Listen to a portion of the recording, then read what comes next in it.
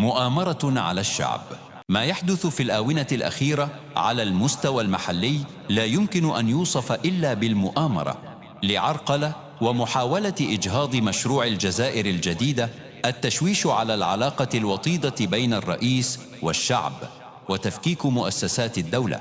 فقد شهدت الجزائر مؤخرا سلسلة من الاضطرابات لا يمكن أن تكون إلا أحداث ممنهجة ومفتعلة، ففي عالم السياسة لا يوجد مجال للصدفة. زرع اليأس في نفسية المواطن عبر وسائل التواصل الاجتماعي، إغراق الولايات بالنفايات، حرق الغابات، التلاعب في أسعار المواد الغذائية الواسعة، الاستهلاك، وفي الأخير محاولة استعمال هذه الأحداث لدفع الشارع للفوضى.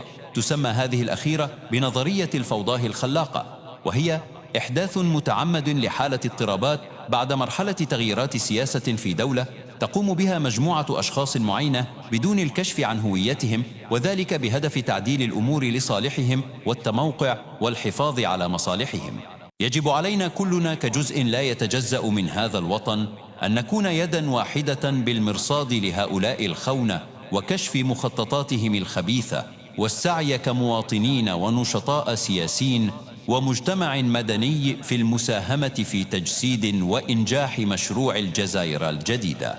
تحية تقدير واحترام للسيد رئيس الجمهورية عبد المجيد تبون وللمؤسسة العسكرية ولكل الشرفاء على مجهوداتهم المبذولة في استرجاع الأموال المنهوبة وجعل الجزائر قوة إقليمية.